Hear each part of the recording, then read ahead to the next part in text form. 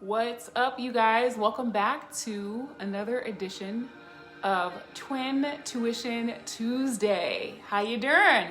My name is Carla Luster. I'm Marla Luster. Hi. And we are Twintuition. Hey, Sherry.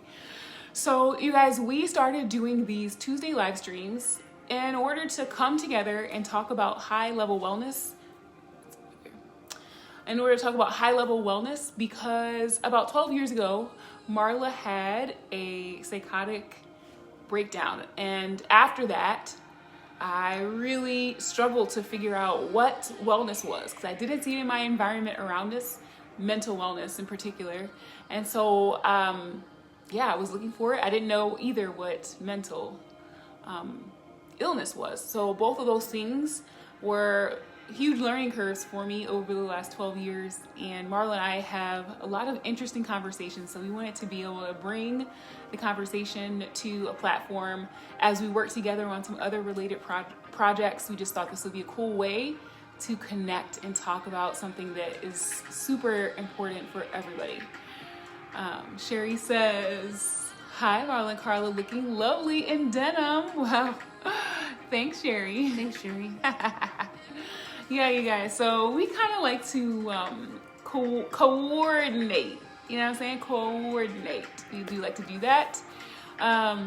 So yeah, what's funny is I guess as kids we didn't necessarily love it as much. Remember we had to dress the same, Marla? Oh, I don't remember minding it. What? Well, sometimes we couldn't, whenever we wanted to wear something different, we had to coordinate that as well because we didn't want to look like we were borrowing clothes. Don't you remember that? I actually don't remember that, sorry. So we had literally all of our outfits the same. So when we started to want to sometimes wear, sometimes I would want to wear, say my overalls on Tuesday, but Marla would be like, no, I'm going to wear my overalls on Friday. And then it was like a conundrum because we didn't want to look like we were just sliding each other's wardrobe. We just, I don't know, probably overcared a little bit. So it's a twin thing. If you're a twin, you get it, right? You get it. But anyways, today we are going to be talking about repetition. And Marla and I were talking about it a little while ago. It's actually really interesting. But if you watched my live stream yesterday, you remember that I specifically said when it comes to certain habits, certain patterns, we so many times can be completely oblivious to them. We don't even notice them. And the thing is that a lot of issues, a lot of just recurring problems, look at obesity, look at just cravings, and a lot of disease has a lot of patterns that shows up before it blossoms, before it actually shows up in the physical reality. And if you are not aware and you don't see the patterns that are recurring, then you end up kind of missing the clues. Hi, Ken. Hi, you guys. Hi, Nicole. Hi. So we want to talk about that because we actually were talking about it a little while ago, and it's pretty interesting. So yesterday I did talk about how important it is to be able to see your own patterns and take action. But if you don't see them, you can't really do anything, right? I love repetition. That's how I learn. Yeah, I talked about yesterday how repetition actually is good. And it's also some things that can come from it that, it can help us to grow, but it also can hold us back. Is basically, I don't like to say good and bad. Did you guys see me backtrack? I don't like saying good and bad because those labels a lot of times are too bland. They don't actually tell us anything. But sometimes repetition can help us to grow. And sometimes repetition can actually hold us back. Did you want to say something? No. But yeah, Marla and I were talking about it because Marla actually experienced some repetition or noticing some of her own patterns, and it was helpful. So noticing your patterns can be helpful, right, Marla? Yeah, I was noticing, at a point in my life, I remember I was noticing some patterns with my episodes. And that was, one thing was that I didn't want to do the stuff that I was doing. And so I decided it wasn't going to happen again because I wasn't going to do what I didn't want to do. But I still did have that happen a couple times before I finally didn't have an episode again. Where I was, doing things where I seemed to be putting myself in harm's way and things like that. And so I shouldn't have probably had to go to the hospital again, but I have been to the hospital still because I've had some other things happening where it looks like I'm I guess, a bother to others or something like that. Yeah. So, Marlo, what do you think helped you the most with like recognize your own patterns? Like, tell us specifically what happened with that. Can you please? My patterns. I noticed that I was doing what I didn't want to do was one big thing that I noticed.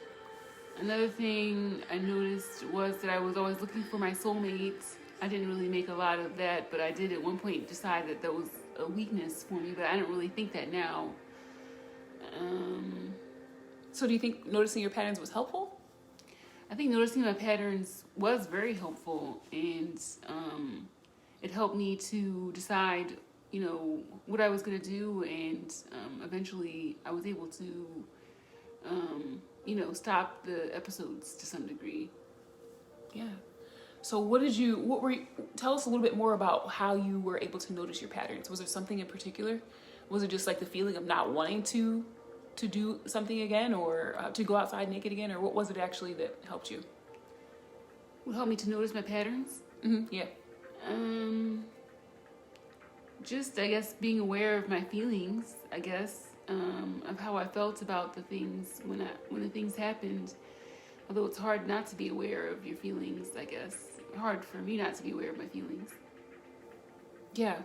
So that's really powerful. Actually, somebody did ask a couple of lives ago, a couple of Twintuition episodes a while ago. I think Heather in the comments was asking, like, Marla, how did you do it? How did you actually stop yourself from doing some of the same behaviors? How did you stop? And we talked about it a couple times, you guys. Self-awareness is huge. A lot of times people throw it around like it's nothing, right? Or if I just say it's self-awareness, it sounds like, well, what is that? But that is what she just said was the perfect definition of self-awareness. And lacking self-awareness is such that it's a trap. If you can't see your own patterns, then you kind of just get really trapped doing certain things that you know is harmful, or having certain triggers, and you don't actually see the triggers for what they are. But do you realize that if you can notice your triggers, if you can see them, then it's really powerful. If you can know what your triggers are, if you know what certain behaviors, emotions, feelings come up before something happens where you feel like you're out of control. Like, if you can notice that is powerful. That is self-mastery through self-awareness. And James Baldwin said, we cannot fix what we cannot face. Yeah. We shared that quote earlier. A little Twintuition magic. So you cannot fix what you will not face. So if you can't see it, unfortunately, you can't do anything about it.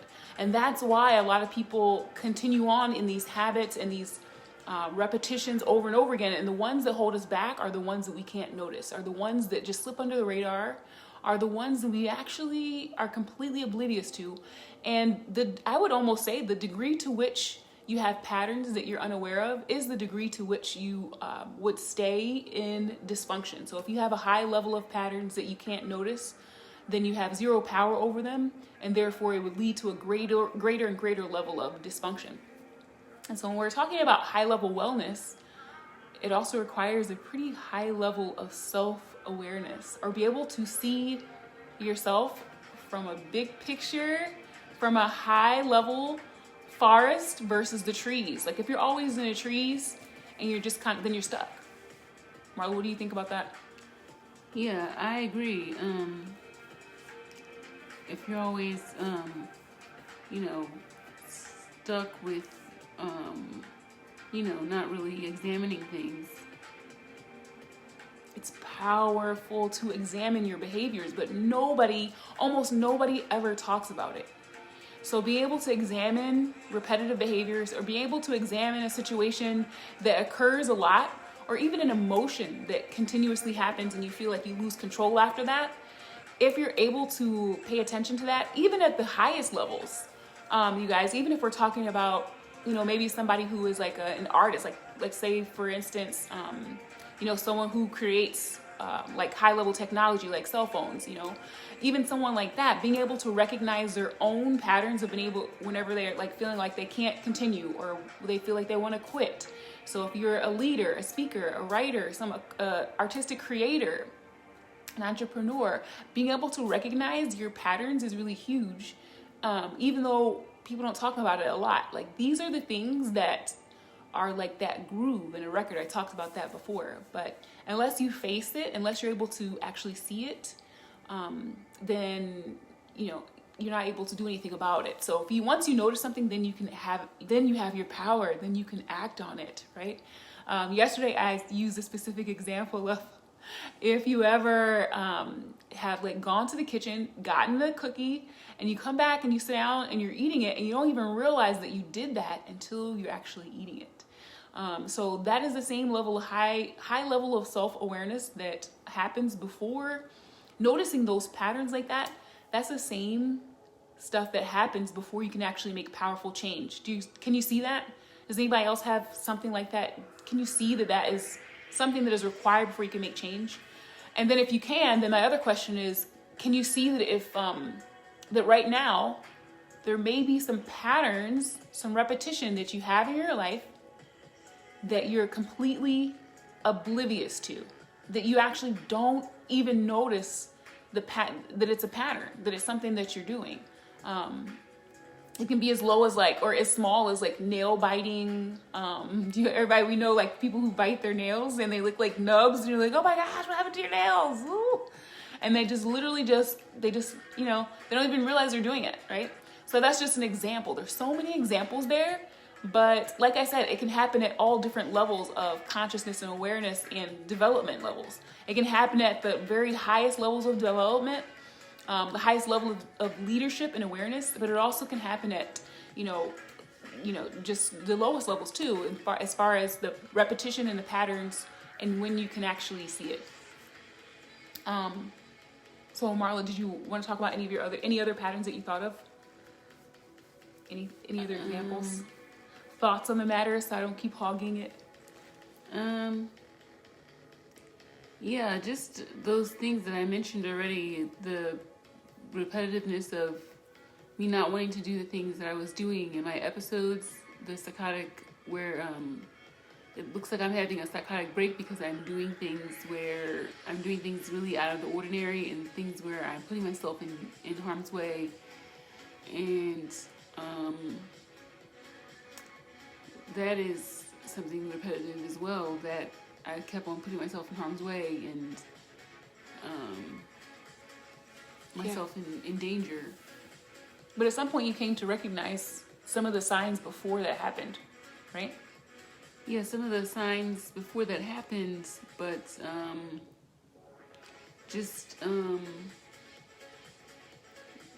examining, what was happening and how I felt. Things happening would be, where I would stop taking my medicine, and I would be, trying to figure things out in a way that I wasn't really using my own way of figuring things out. I would, be assuming things that, were not my own ideas, to try and figure out for what I'm supposed to do according to something else. What are you talking, Marla? I'm talking about stuff I would be doing in the episodes. Ah, okay. That's something I would be doing. Yeah, not something that you'd want to be doing. Yeah, it's not something I would want to be doing. It's trying to figure things out other than, using my own reasoning. Yeah.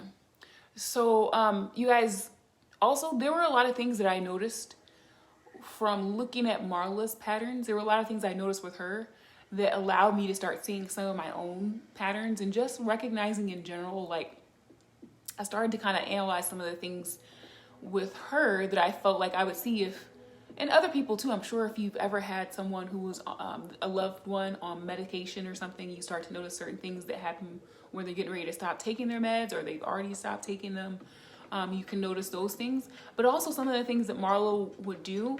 I noticed some of my own patterns from some of the things that she would say and do, and how some thoughts that she would have, they were like ruminating. And I remember asking her caseworker, I was like, can she talk to a therapist? I know what her thing is. I know what her repetitive, so at least one or two of them, I knew what they were.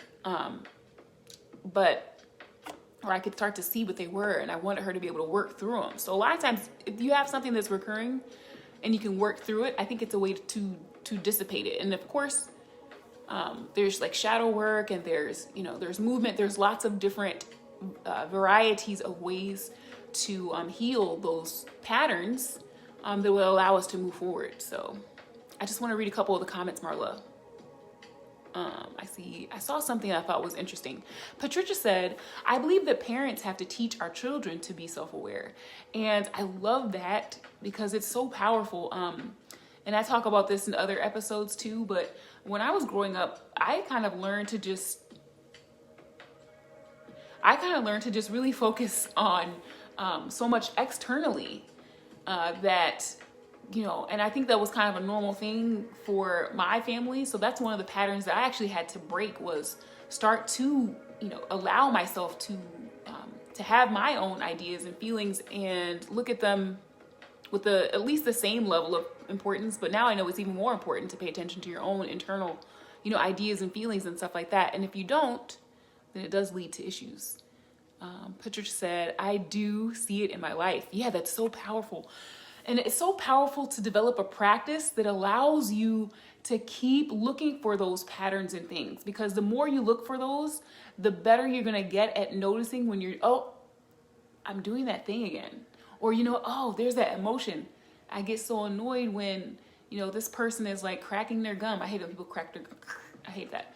Or, I get so annoyed when Susan comes in and she's telling me about her shopping experience. Like, if you can get aware of that, you can heal yourself of those patterns, and you can, be a more whole, a more down to earth, a more authentic human being. Because if you're always stuck in your patterns, do you get that if you're always stuck in your patterns, you can't actually be here? Like, you can't actually be a human being, like in the present, like, oh, hey.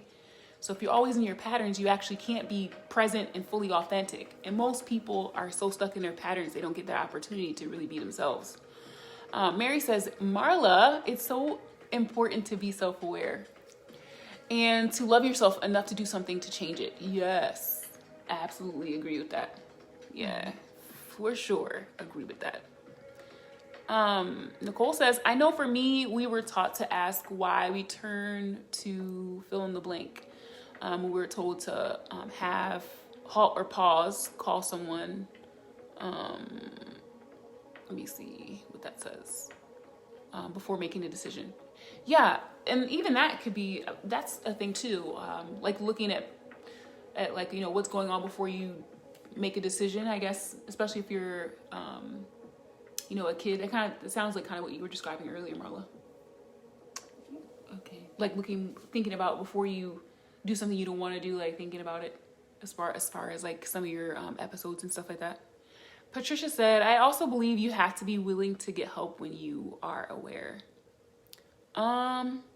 Yeah, that's kind of vague. I'm not sure what you mean exactly, but I think it depends on the person when it comes, and it definitely depends on the situation in terms of even what help would look like or what help would be.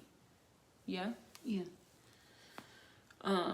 Because Marla, I feel like with your thing, you kind of you got aware and you stopped it on your own. You stopped doing some of those things on your own. Yeah, I did. And I think there's something really powerful about that when we can when we can be there for ourselves in that way. And it does require a high level of self-awareness to do that. But as does pretty much all shadow work, pretty much all inner work is going to require a high level of self-awareness. But like the way our cultural climate is, we kind of have so much external focus on what other people think. This is just a natural conditioning thing. So much focus on like keeping up in all kinds of ways, not just keeping up with the Joneses, on sports and TV shows. There's so much external focus that self-awareness is just not really talked about. Well, more and more now, since we're here at this shift. Let's look at a couple more comments and then we're gonna start to wrap up because I know. Let me see. I know it was difficult for my brother. He has such a different, unique brain. His wiring was so different. So was my friend that struggled with mental illness. Okay. Yeah. Everybody's brain is wired different, actually. You know what I mean? So we've talked about this several times before, but there are no two brains that are exactly the same. Even identical brains are not the same. Everybody's brain is different. Everybody's brain is unique, you guys. So when it comes to self-awareness, when it comes to different modalities in terms of increasing your awareness, when it comes to different methods to get exercise, to nourish yourself, for self-care, all of those things are going to be unique to you, your mind, and your mind body, because no two brains are the same, which is both fascinating and just mind-blowing. And it explains why. I mean, we know less than 10% of how our brains work. Less than 10% is probably a lot less than of how our brains work. So when you start thinking about stuff like that and the fact that all of us have unique brains, it tells you like, whoa, we're definitely in the dark ages when it comes to mental wellness. And so it's something that we're talking about. But there's so much to explore. There's so much room. Mary says, Dee and I have catchphrases for each other to help us be aware of when we are falling into our patterns. Even Mary, that's so funny that you guys have that. I'm not surprised just because you're like into hypnotherapy and stuff, but I just feel like in my mind, I'm like, ooh, that might be annoying. You know what I mean? Somebody was like, Carla, you're going into your, you're going into your repetitive patterns. Marla, repetitive pattern. Mm-hmm. She's like, no.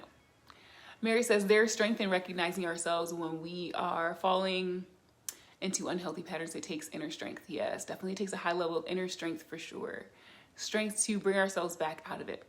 Nicole says, Marla, you were given tools to be turned away from these. Were you given tools to be turned away from those choices? What do you think help you shift your thinking? Good question. I think it was something where I just gained more information on what was happening. I gained more awareness on what was happening with me. And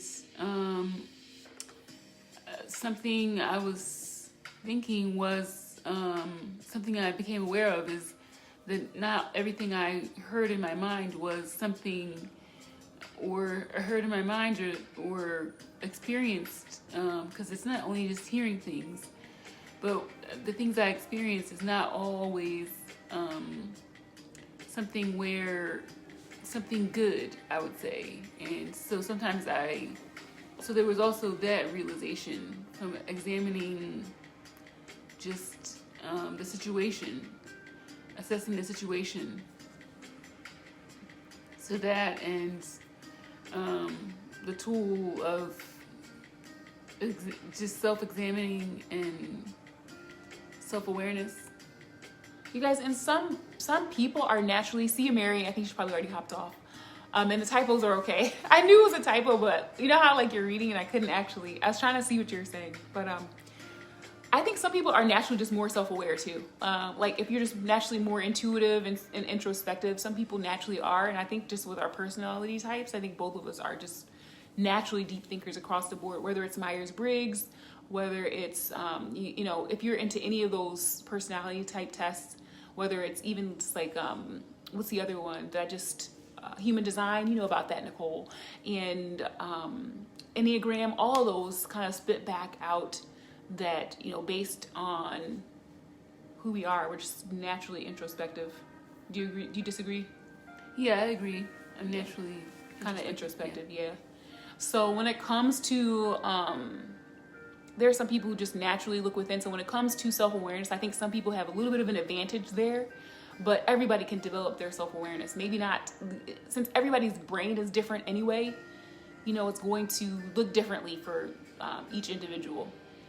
But I think that that's actually just, it makes it more interesting, more fun, more amazing that we are each so unique in that way. Like, yeah, we look a lot the same as humans on the outside, but when it comes to our internal development, our internal makeup, it's so unique and very interesting to be able to explore that. I think there's so much that relates to that we just don't necessarily think about, you know?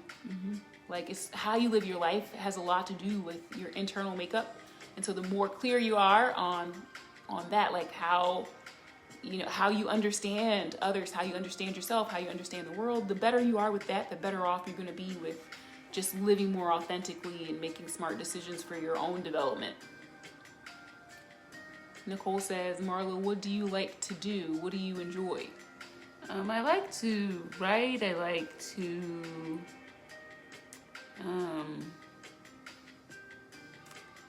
sometimes I like to read, but kind of nerdy. Yeah. Oh, but I like to to write. I don't know. I guess I don't really know a lot of things I like to do. Oh, I feel like you like when we do stuff like hang out, stuff like that. Oh yeah, I like Sometimes. talking. I love talking to people. Me too. Look at that. You like going to the beach? Yeah, that was good. That was okay. Earlier today, I was talking to Marlon, and I was like, oh, got my overalls on, and she was like, yeah, it's pretty okay. I was like, thanks. But she always kind of does the middle of the road. You know, you won't get, if you do get a compliment, sometimes I'm like, what? Heller. But, you know, sometimes it's like, oh, it's pretty okay. That's what she'll be like. I'm like, okay. It looks Thanks. better now. It looks better now. Oh. I think it was that bar you took off. Oh. I did. It was after that. It was? Okay. I don't know. But it turns out that it is pretty okay. Pretty nice. Oh, thank you. Compliment. All right, you guys, we're wrapping it up. So we just really wanted to bring home the fact that in terms of mental wellness, in terms of developing your wellness, is so powerful to develop your self-awareness, you guys. It's underestimated. And during this time, yeah, she's really honest, Nicole. She like, I feel like she always was, but you know, and it's always kind of funny to have that really honest person. But you guys, so it's really important to develop your self-awareness. So powerful, so freaking powerful and amazing. And every single one of us has the capability to do that, to increase our own self-awareness. And the higher your level of self-awareness, the higher levels of development are going to be accessible to you. So the fact that we know less than 10% about how the brain works, to be honest with you, my expert observation as a person who loves to see the forest for the trees is that it's because we learn to do psychology wrong. We learn to do so many things wrong. It's not looking out there, because we forget that if you look out there, you still have to look through your lens. You still have to look through this, right? Your lens is your internal world, and anything that you look at out there is filtered through you. So if you're not doing the self-awareness practices, then anything you look at outside of you is going to be tainted with you. And if you don't know what you is, if you never looked within, then you're gonna be trapped and not ever really being able to understand how anything works, period. All right, you guys, so we are wrapping it up. Twintuition 365 Live. Pat out. Anything you want to say, Marla? Repetition is such a very useful thing to look at and to see, you know, what's really happening. It's really great when you can have some different examples that have, you know, things recurrent or things in common, and you can, you know, make some good decisions based off of that. Yeah. Make some good assessments or conclusions, and you can make a good decision based off of it. Yeah. Look at that. Okay. All right, you guys, see you later. A couple comments real quick. I'm going to read them. Barbara says, Barbara says, blessings, ladies. Just curious to know if Marla's smile is cute as yours. Oh, Marla, I think that was the invitation to smile. There you go. She hit you with that smile. Next time you guys say something funny and then she'll laugh and she'll be like, ha. Nicole says, thank you, ladies, so much. You're welcome. Have a great rest of your week, Marla. Thank you. Thanks. And Carly, you too. I know I'll see you tomorrow. Yeah, you guys, we'll see you guys tomorrow. I'll see you guys tomorrow. Me and Marla are back again next week on Twintuition Tuesdays. Hop back on. We always bring the good stuff. Marla always has some amazing insights as well. So have a great rest of your Tuesday, you guys. Lots of love. I'll see you tomorrow on our 365 Live. Bye.